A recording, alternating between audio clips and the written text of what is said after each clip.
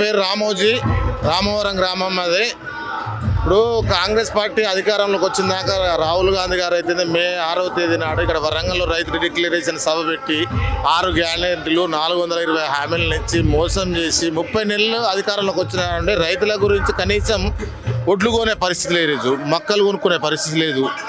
రైతు బంధు 2 సార్లు ఎగ్గొట్టిండ్రు. అంతకుముందు పంటకు కేసీఆర్ గారు ఉన్న ప్రభుత్వంలో పంటకు రైతు బంధు పడేది, పంట పెట్టుబడి సహాయంగా. ఈ రేవంత్ రెడ్డి గారు వచ్చినప్పుడు ఎలక్షన్లకు అది కూడా ఒక ఎకరానికి ఒకసారి రెండు టర్ములు ఎగ్గొట్టిండు. అంతేకాకుండా బోనస్ అని చెప్పిండు, ప్రతి పంటకు బోనస్ అని చెప్పిండు. ఇప్పటివరకు ఏ పంటకు బోనస్ లేదు. 2 లక్షల రుణమాఫీ మోసమే అయిపోయింది. రైతులను నట్టేటే ముంచే పరిస్థితి రేవంత్ రెడ్డి గారి ప్రభుత్వం ఈరోజు చేస్తున్నది. రైతులను ఇప్పుడు వర్షాలు దరిదాపు ఒడ్లయితే మక్కలైతే 20% కూడా కొనుగోలు చేయలేదు. ఇంకా 80% వర్షం వస్తే రైతు పరిస్థితి ఎట్లున్నదంటే చాలా ఆగమగోచరంగా ఉన్నది. రైతు చేసిన రాజ్యం బాగుపడది, ఎద్దేసిన వ్యవసాయం బాగుపడదు అనే తీరుగా ఉన్నది ఈరోజు. అందుకనే కేసీఆర్ గారు వెంట నడవాలనే ఆలోచన ప్రభుత్వం అంతా కూడా రేవంత్ రెడ్డి పోవాలి, కేసీఆర్ రావాలనే ఆలోచనతో రైతులంతా కూడా ఎదురు చూస్తున్నారు. ప్రతి ఒక్కరు కూడా రైతును రాజ్యం చేసిన వ్యక్తి అంటే కేసీఆర్ గారే. అన్ని పథకాలు ప్రవేశపెట్టి రైతులను ఏదో విధంగా మంచి చేయాలనే ఆలోచన ఒక రైతు బిడ్డ కాబట్టి కేసీఆర్ గారు ఎన్నో హామీలు ఇచ్చి వాటిలో 99% అమలు చేసిండు. ఈ రేవంత్ రెడ్డి గారు ఇచ్చిన హామీలలో కనీసం 1-2 కూడా అమలు చేయలేకపోతున్నారు.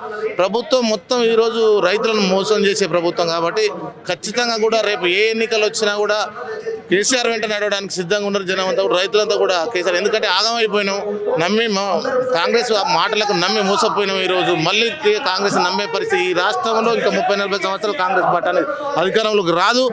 ఏది వచ్చినా కూడా కేసీఆర్ గారి నాయకత్వంలోనే ఈరోజు రాష్ట్రంలో మళ్ళీ ఏ ఎన్నికలు వచ్చినా ప్రభుత్వం కూడా కేసీఆర్ గారు మళ్ళీ ముఖ్యమంత్రి కాబోతున్న విషయం స్పష్టంగా.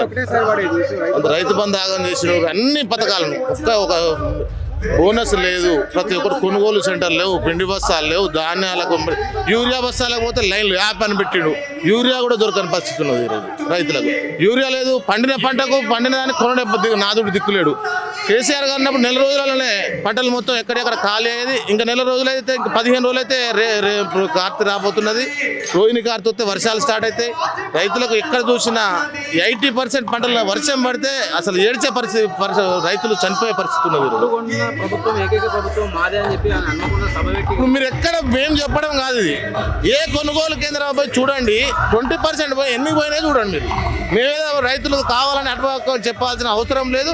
ప్రతి సెంటర్ ఇలా ఎన్ని కొనుగోలు సెంటర్లు ప్రారంభించిన రేవంత్ రెడ్డి ప్రభుత్వంలో ఆ కొనుగోలు సెంటర్లలో 20%కు దాటిపోలే ఒడ్లు. మక్కలు చూస్తే అదే పరిస్థితి. మక్కలు వర్షం పడితే పనికే రాదు. ఇక తెచ్చుకునేందుకు అట్లా చేస్తుండని ఈరోజు మళ్ళీ గ్రహిస్తున్నారు రైతులు. ఎక్కడైతే గ్రహించి రేపు ఏ స్థానంలో ఉంచాలో మళ్ళీ రేవంత్ రెడ్డి ఎక్కడైతే మీరు మంచోళ్ళని తీసుకొచ్చి గెలిపించుకున్నారో మళ్ళీ నిన్ను ఎక్కడి నుంచి వెళ్ళగొట్టే పరిస్థితి ఏర్పడుతుంది.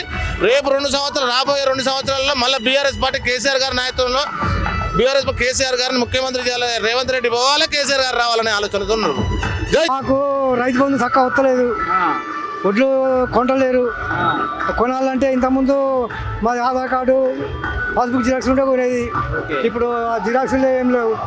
ఎకరం ఉంటే దానికి పోవాలి, మనం రాయించుకురావాలి, మళ్ళీ ఆన్లైన్లో రావాలని చెప్తాను. కొంటలేరు, మిషన్ చక్కలు పట్టడానికి లారీలు వస్తలేవు అంటారు.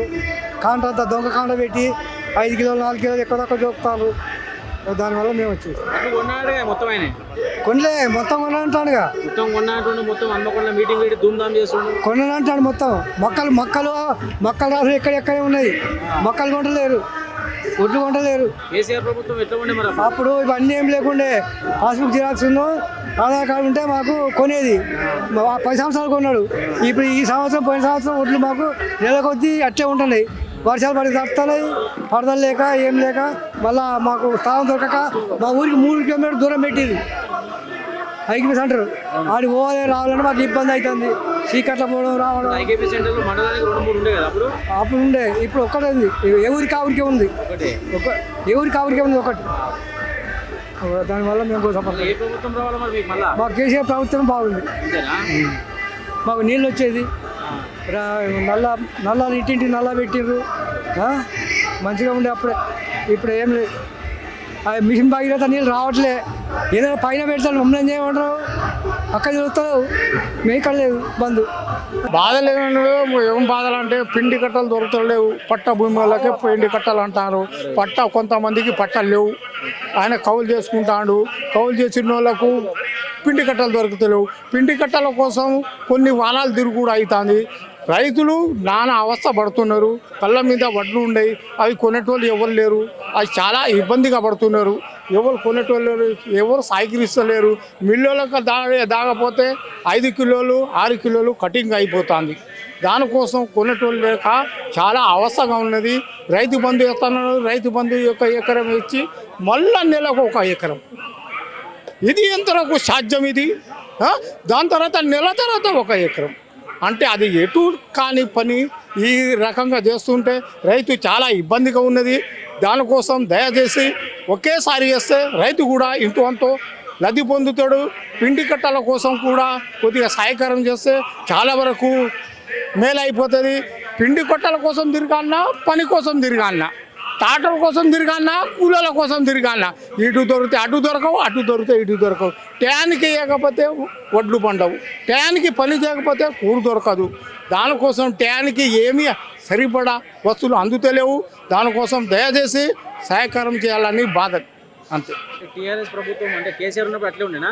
కేసీఆర్ ఉన్నప్పుడు ట్యాక్ ఉండేది, గోదాం ఉండేది, సరిపడా తెచ్చుకునేది, రైతు పెట్టుకునేది సరిపడా వేసుకునేది. పిండి కట్ట మందులు కానీ ఏది కానీ సరిపడా ఉండేది. సరే రేటు ఎక్కువ తక్కువ ఏదో దానికి పెద్ద ఎప్పటి లేదు, కానీ సరిపడా ఇచ్చేది. ఇప్పుడు పిండి కట్టలు దొరకటం చాలా ఇబ్బందిగా ఉన్నది. దానికోసం వారాలు తిరుగుడు అవుతుంది. కాకపోతే కూపన్ ఉండాలి, లేకపోతే పట్టా ఉండాలి. పట్టా లేకపోతే పిండి లేదు. మళ్ళీ ఆన్లైన్ చేయాలి. ఇవాళ దొరికితే మళ్ళీ నెలకు ఒకసారి తీసుకోవాలి. మళ్ళీ తర్వాత 3 కట్టలు, ఫస్ట్ 5, తర్వాత 3, తర్వాత 1 కట్ట. అక్కడ 10 ఎకరాలు చేసేదేమో 3 కట్టలు. అవి ఎటు సరిపడలేదు. దానికోసం చాలా ఇబ్బందిగా ఉంది. దానికోసం దయచేసి ప్రభుత్వం కూడా సహకరించాలి. రైతుల్ని సహకరిస్తే మేము కూడా వాళ్ళకు సహకరిస్తాం.